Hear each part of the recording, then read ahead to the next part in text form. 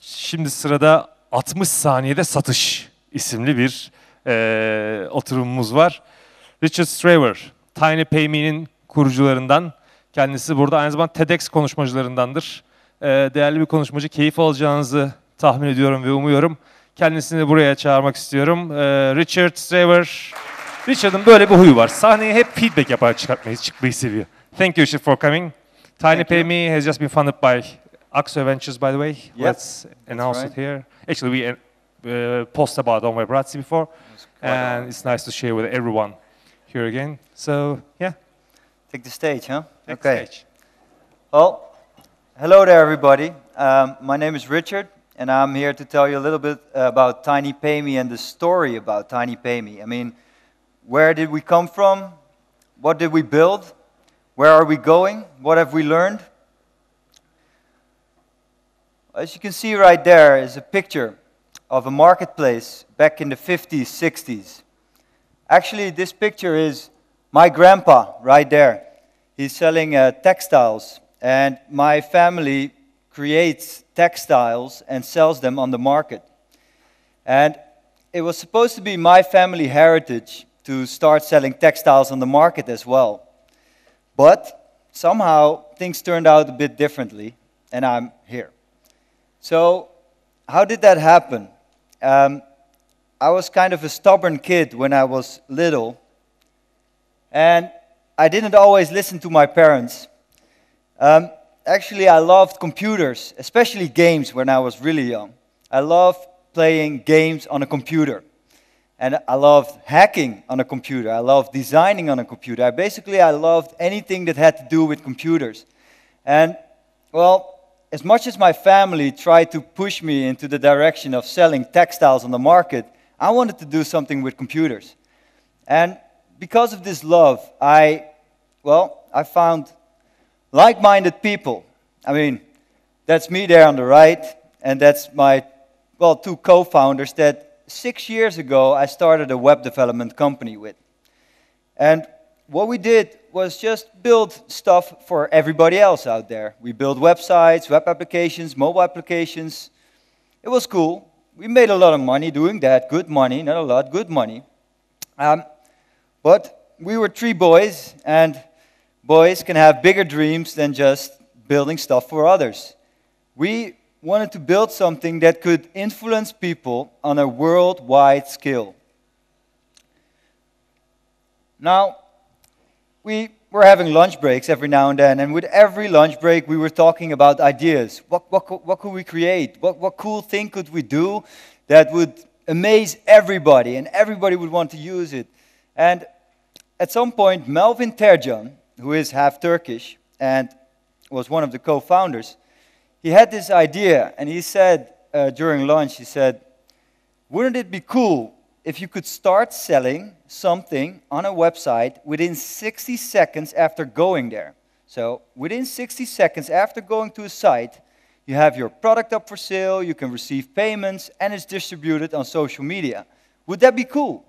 And we were like, yeah, actually that does sound cool. So why don't we make it? Well, during nights and weekends, we were just coding our butts off and, trying to make it happen, trying to make this really cool web service just during the hours that we had left. And, after about 2 months, we released the most basic version that you could imagine. That was last year in March. It was the beta of tinypay.me. And, there it is, our first web service. I mean, the entire world can now use it, right? Well, I mean, if nobody knows you, how are you going to get people to your website, right? So, okay, this is cool, but now what? During the first few weeks, we only saw maybe 50 to 100 visitors coming by a day, and it was probably my dad, my mother, the grandpa of Melvin trying to see what this boy was up to. Basically, we didn't have any traction. So, that was okay by us because we made this just for fun, right? We didn't write a business plan. We didn't have any expectations at that point. So, what the heck? Yeah, we don't have that many users right now in the first few weeks. Who cares? Then something happened. Somebody basically sent us an email and said, somehow I saw this service of yours, and we are organizing an innovation contest. Why don't you guys come around, participate in the contest, present your stuff, and you'll see what people say. So, yeah, that's me back in the day. That was last year. And that's Melvin Terjan, the original guy with the idea. And this was after we won the contest. So we won this innovation contest, and all of a sudden, blogs and other websites, magazines were writing about this new cool thing, where you could go and start selling something within 60 seconds. And our service exploded. The service was down, offline.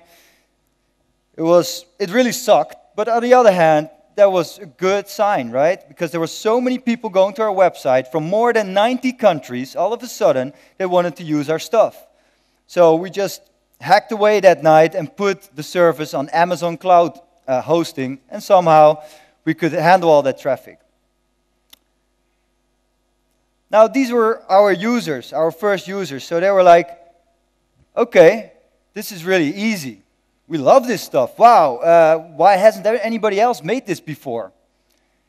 And, well, that was cool. We had, like, cool users that were positive about it. But then something unexpected happened.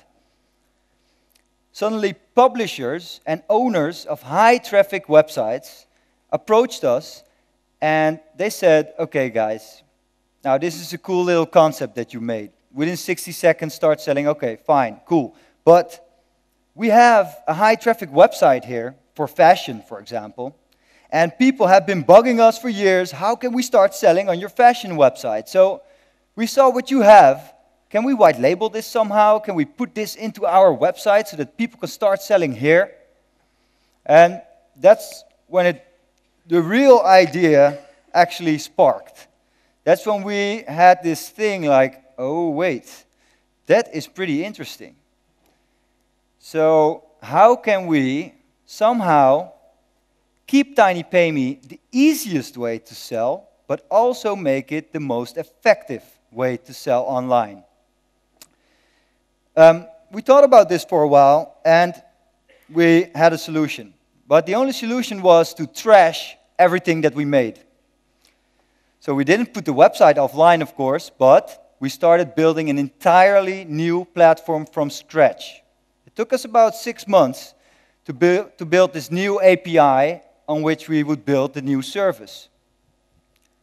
Now, let me just explain what this is.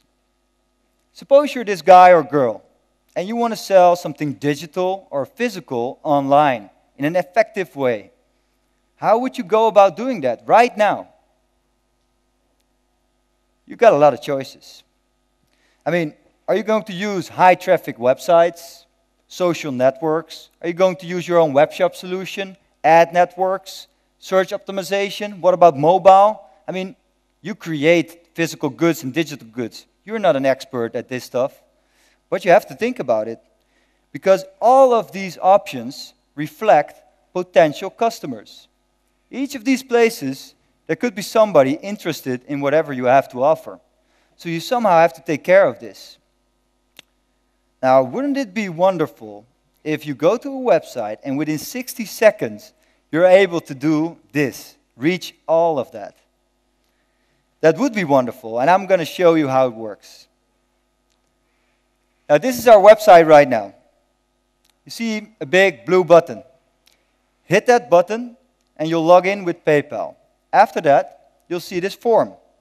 It will only take you a couple of seconds, maybe half a minute, to fill in this form. And you have your first product up for sale, which could be this digital ebook, for example.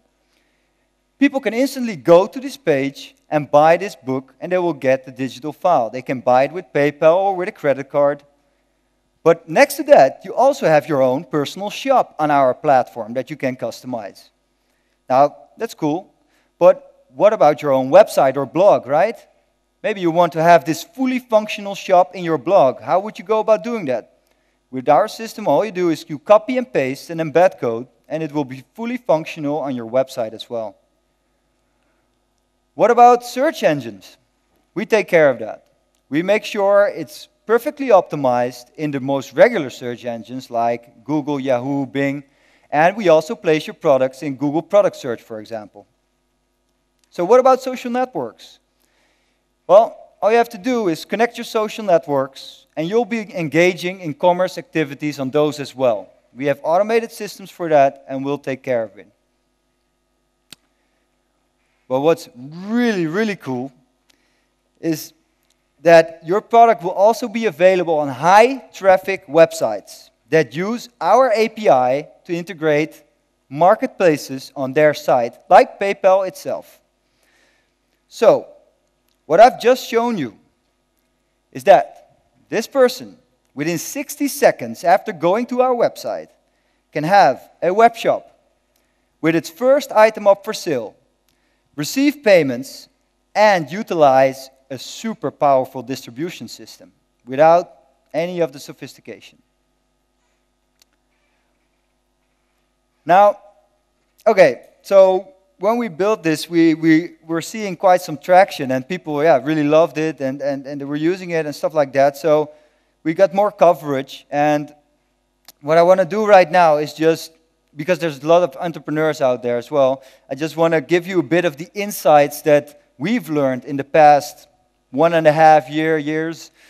So, first thing, when you're building something like this that's innovative and needs a lot of skill, you will need some funding at some point, because it can take a while to get to your break-even point, right? Now, getting funding is a pretty weird game. There are many different VCs out there, and I'm going to just try to show you our perception on these different VCs. Now, this is number one. You all know this guy probably. You could call him the banker. What bankers want is business plan. 4 years ahead prognosis for all your profit and loss. They basically want to be absolutely sure that you are not going to fail and that they're going to make the money. Now, if you're making something innovative, if you're truly pioneering, these are not the guys to go for. Then you have the eagle. It flies over different companies, and it just tries to jump in quick, get a piece out of it, and run out with a bit of shares. Now, mine sound weird, but we really had these people coming by. They're really crazy, but somehow they probably get their shares every now and then, but they don't feel right. Then there's the jaws. They just want to devour your company, basically. They want you to make it big and make it quick within no time. And if you don't, they'll close the business. They'll devour your company.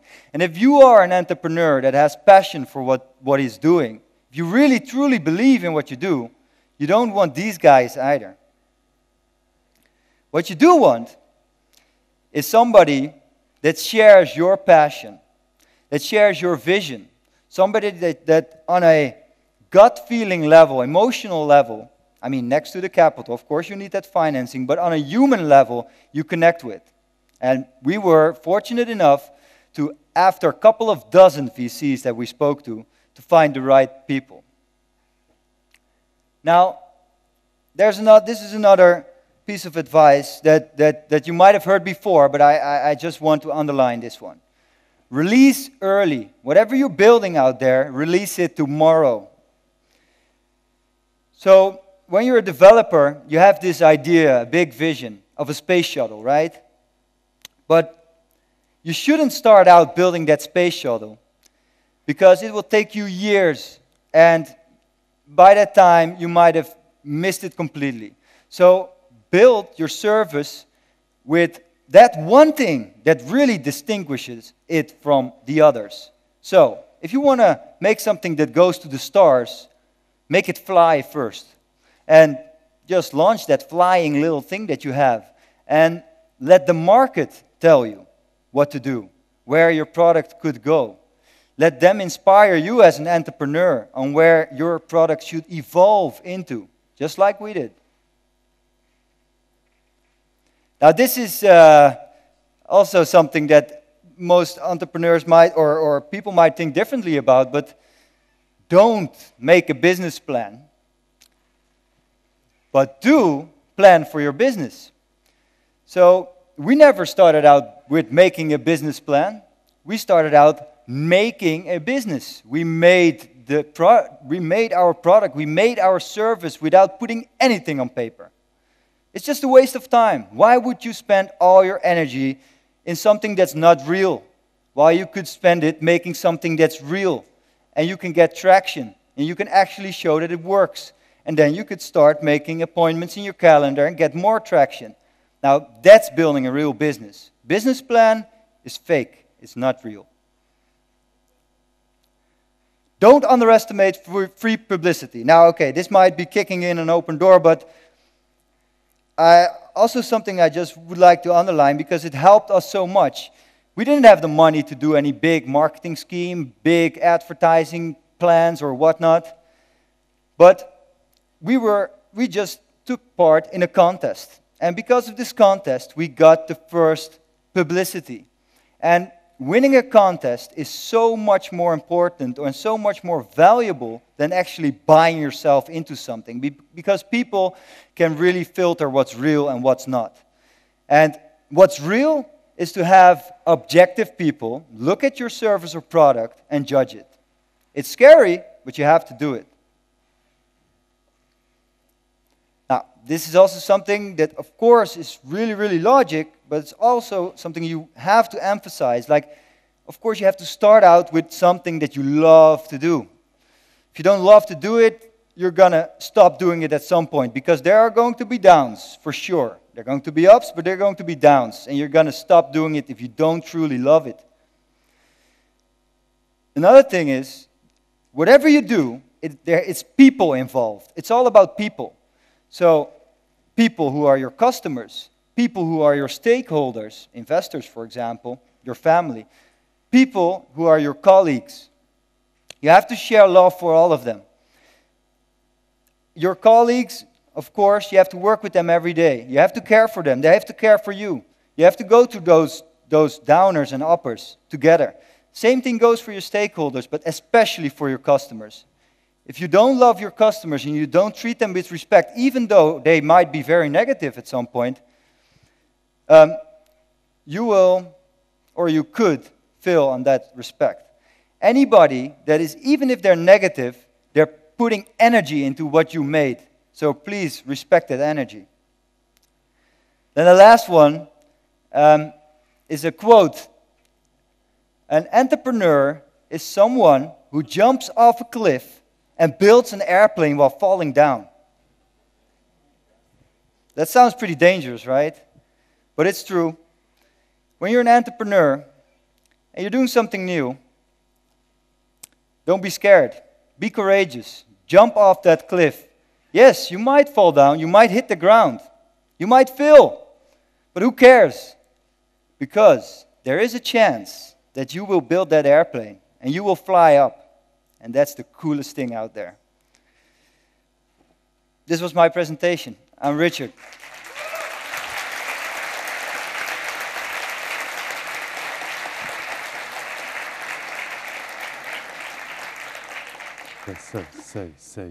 Say. Thank you, Richard.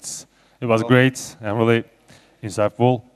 Anybody has any questions? Yeah, let's ask that. Any questions?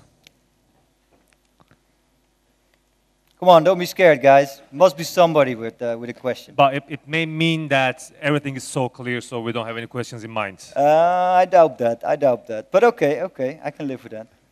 Yeah, you're going to be around here, I guess. You're not going anywhere. You're here. Yeah, if you have any questions, you can just come to me. I like to talk, so let's hang out. Okay, so thank you so much for joining us.